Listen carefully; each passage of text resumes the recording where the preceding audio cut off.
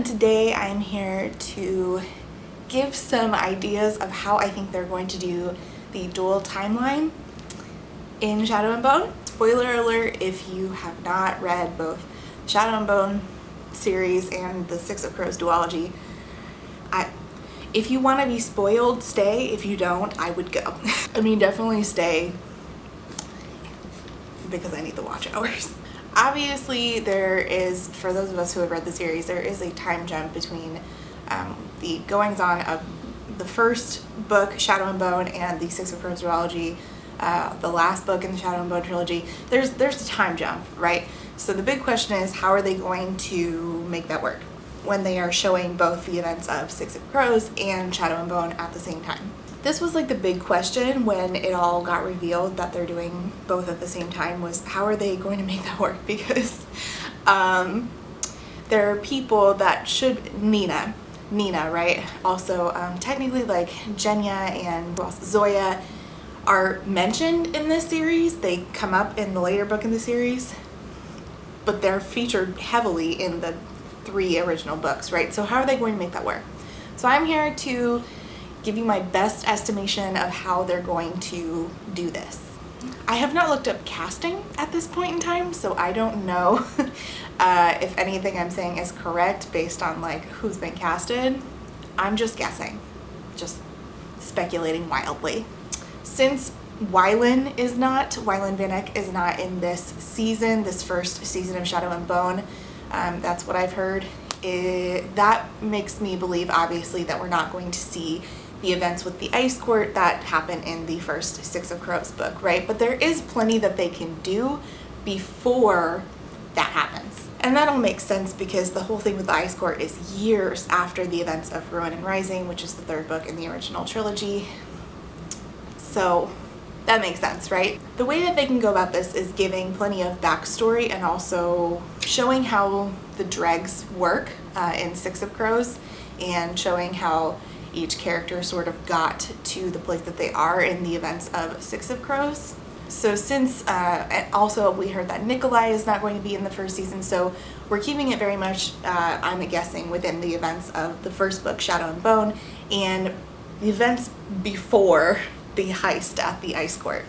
What I assume we're going to see is something along the lines, and I'll go through character by character, but in the particular state of Six of Crows, I assume that what we're going to see, the general gist of it, is going to be Jesper, Inej, and Kaz working together, maybe on some sort of other heist or other gang-related activity. Maybe even something with Pekka Rollins, right, in order to introduce those characters and sort of set up the whole idea of Kerch and make it very different from what's going on in Ravka. And they may or may not show you the time jump, maybe at the end of the season, sort of like they did with The Witcher, or they might just not say anything at all. Who knows at this point? This means that Nina and Matthias are not going to be showing up in Kerch possibly until the end of season 1. I don't know how they're going to work all this out with next season. This is just what I'm assuming for season 1, right? Nina and Matthias will assumedly be meeting up, which how they would work that out, we'll get to that. They will be meeting up. They'll be off in Fjorda, technically in the Kalish region first, and then in Fjorda, and then they won't be making it to Kerch. So we're not going to see the actual whole gang of Nina, Matthias, the whole 6 of the Six of Crows together. I don't think at any point during season 1. Basically just Nina and Matthias traveling together, and then Inej, Jesper, and Kaz together. No Wylan, and then obviously no Kuwei. I doubt that they would introduce Jan Vanek at all until the events that actually transpire in Six of Crows, but we'll see. What I'm hoping is that we will see backstory for basically everybody. That's a really good way to fill in time and get us introduced to the characters without using the actual events of the heist at the Ice Court. Okay, so let's just knock out Jesper first, right? Assumedly, we will not see a lot of backstory for Jesper, because I think that they would take that opportunity to do that later on, because his dad does show up in book 2 of the duology, Crooked Kingdom. So I think if they're going to show Jesper's backstory, they're going to show it in later seasons. So I don't think that we'll get a ton of his backstory in this particular first season. If they're going to show anything prior to all of this, they're going to show in the first season at least rather than like him growing up on the farm and what happened with his mom and you know, his relationship with his dad and him going off and supposedly going off to university, right? I assumed that they would show things like how he met Kaz, how he got his particular revolvers, his sharpshooting abilities, and stuff that happened with him in Kerch. If they show any backstory for Jesper, it's going to be stuff, I assume, not things with him growing up, being a Grisha, showing stuff about his mom, but stuff like him meeting Kaz for the first time, him learning his sharpshooter abilities, him getting his revolvers, his, you know, pearl revolvers. So that's what I assume. I don't think we're going to get a ton out of Jesper in terms of backstory this particular season. Maybe they'll show his gambling problem. However, I do think that we're going to get quite a bit from Inej and her backstory. I would love to see Inej with her family. Her family, they're all acrobats. Oh boy, and I haven't even been drinking. I would love to see Inej with her family doing their acrobats. There's this one scene where she was walking the high wire and she ended up falling because she had a net and she knew that it was her safety, and she actually does better on the high wire when she knows that she doesn't have that safety to fall back on. I would love to see that like on the screen. Yes.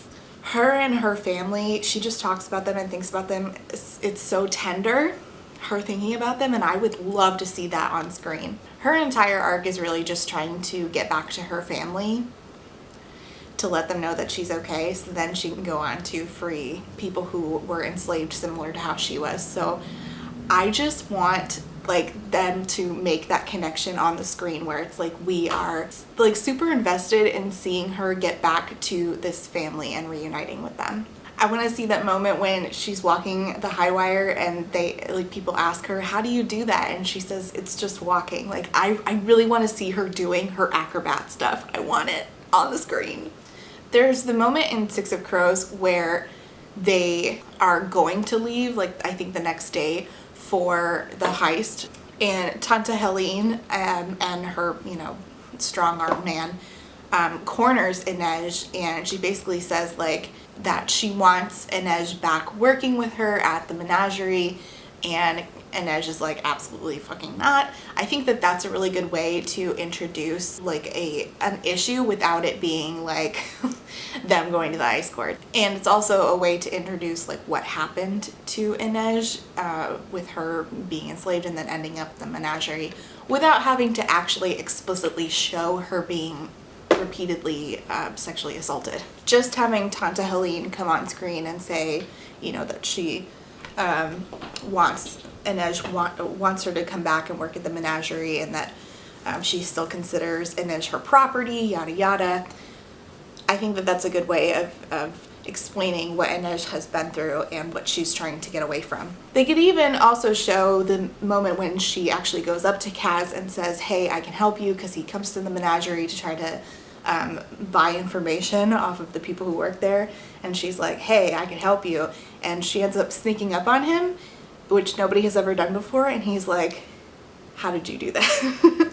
And then the next day he comes and pays off her debt on behalf of her Haskell, and then she starts working for him. And I would love to see the conversation where he says to her like, you need a name, I'm gonna call you the Wraith, and she's like, that makes me sound like a corpse, why don't you call me a spider? And he's like, no, it has to sound scarier than that.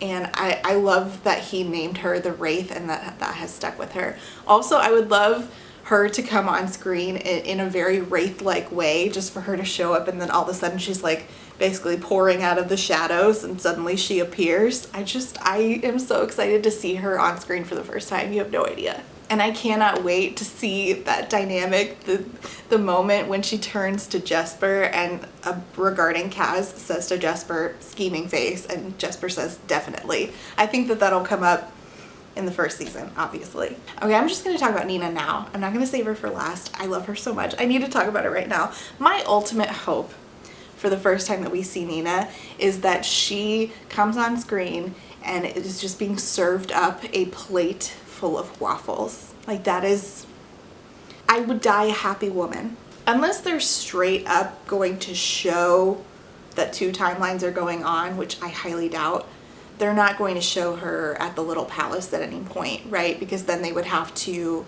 explain that the Darkling is a bad guy, there was a civil war. There's no way they're gonna do that. So we're not going to see her getting called reckless by Zoya, even though her relationship with Zoya is important so that you understand like where Nina comes from. Highly unlikely that they're gonna show both an older and younger version of Zoya, because then they'd have to say, oh, there was a civil war and Zoya survived and she's part of that triumvirate now, right? So that's not gonna happen. So I guess that they'll just have Nina traveling on her own. She'll be in that Kalish country. What is it called again? The Wandering Isle? I forget.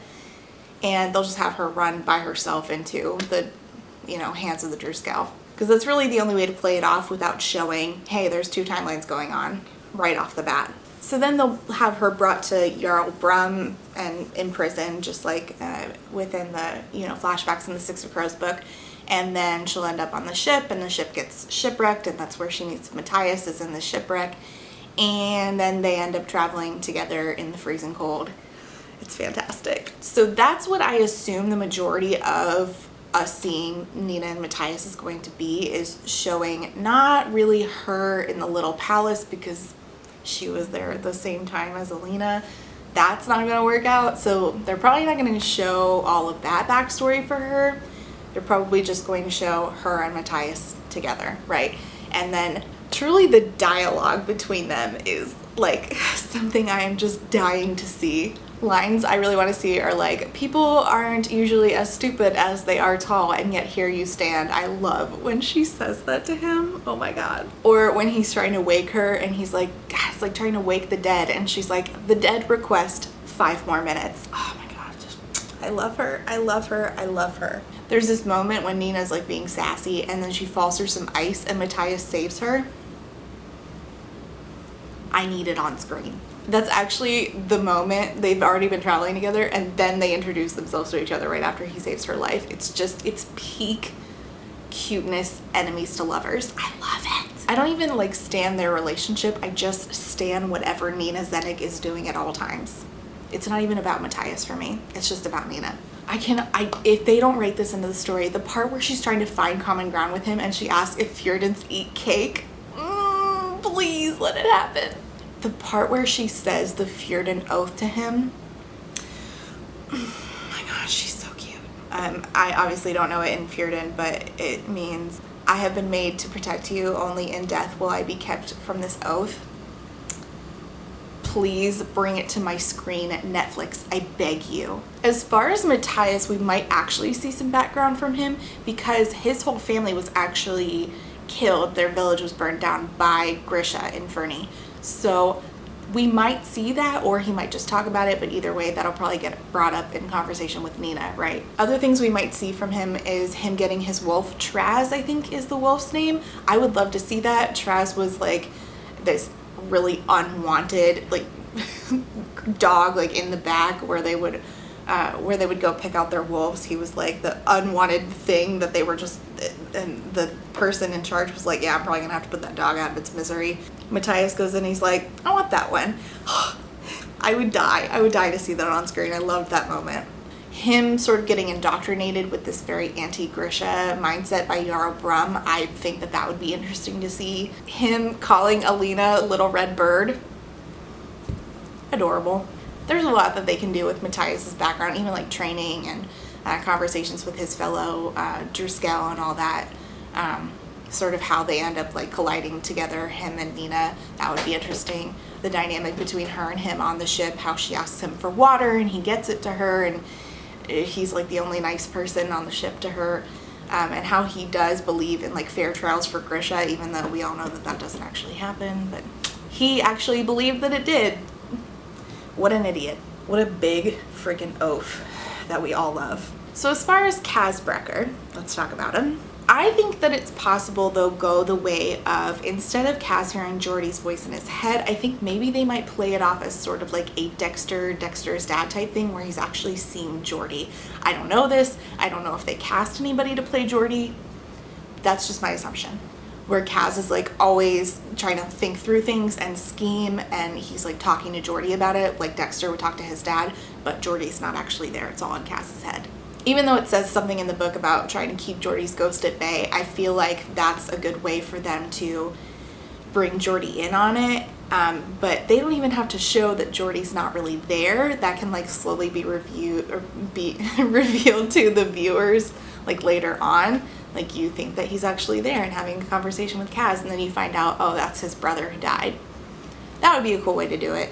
I do hope that they will show Pekka Rollins as Jacob Hertzun stealing Kaz and Geordie's money, what happened to him and Kaz, what happened to Geordie and Kaz with getting the fever and Geordie not making it. I think it's a little gruesome to show how Kaz got back to Kerch, but they might. And then the events after that, maybe like some sort of montage where he, you know, like is becoming Dirty Hands. He figures out who Jacob Hertzun really is. It's Pekka Rollins, and then he starts scheming, and this whole like brick by brick thing comes about, right? So that would be a really easy way to fill some time in the whole Six of Crows parts, while also getting us to understand the character, and then leaving plenty of room for the actual events of Six of Crows to happen in later seasons. I hope that they show him walking into the dregs, like walking up to Per Haskell and being like, hey, I want to work for you, and then like climbing his way up to the top to where he ends up being in the events of Six of Crows, showing what he had to do to get there, showing him getting his gloves, him getting his cane. He has a cane, the crow's head cane that's made by a Grisha. These are all like really simple ways that they can like create the character without having to spend time in this actual book. If he doesn't actually utter the words brick by brick, I'm going to be really disappointed. That, and if we don't hear at least, you know, one of them, two of them say no mourners, no funerals, I'll riot. I will promptly cut my hair and ask to speak to the manager of Netflix. I also really hope to see, I love the dynamic between Kaz and Jesper. I love how he gets like frustrated with him, almost treats him as a little brother, and I really want to see like him get frustrated with Jesper, and just the chemistry between them. It's so good. It's actually better than Alina and Mal, because for some reason they have men. What you doing? I'm talking about what I assume is going to happen in the first season of Shadow and Bone. I just called it Six of Crows. Mal's going to be instantly redeemed and loved by everybody. That's my prediction. Well, obviously. We're talking about how are they going to do the time jump when Six of Crows happens years after Shadow and Bone. Oh, yeah. They're going to do the Kaz like backstory and all that. Maybe. I don't think it's going to be a time jump. I don't think it's going to be as time jumpy as The Witcher was. I think they're gonna where there's like decades in between. You know, like Six of Crows, where they talk about their like. That's past. Literally what I'm doing right now. Oh, why don't you just do my content for me, babe? Right, let's go. Oh, also, I want to know where the fuck Nina was when everything was happening. She was in the little palace. Yeah, I know, but I want to see it. Would they show that? Her fleeing the little palace. She was like 15 when all that happened. I think they would. But not in the first season. I mean, yeah, I mean, eventually they'll probably show it, I mean. Yeah. Where do you think the first season's going to end? I think it's going to end at the stag. Do you think that's too far? No, it has to end with her and Mal running away. It has to. Wait. At the end of Shadow and Bone. What season? When? Season 2 would be Siege and Storm, I assume. When the fuck do they kill the stag? It's all a blur right now. Did we read these? I read it like 2 months ago. It killed the stag almost at the end of Shadow and Bone. Okay, yeah, so that was about right. Yeah, but then they go back to the palace, and you know she's like, "Where?" And then they somehow skedaddle away. If it goes up for 4, it's going to be too drawn out. But how are they going to do that? How would they know? How would they know? 6 seasons in a movie. 6 seasons in a movie. So these are some of the assumptions that I have of how they will weave together the events of the Shadow and Bone, like, actual book, and the Six of Crows characters. If you have an idea of how they will do this, leave it down below. If you want to support my channel, you can like, subscribe. You can also, if you feel so inclined, donate to my Ko-fi account, and I will link that down below in the description box. Thank you so much for watching. I will see you next time. Bye.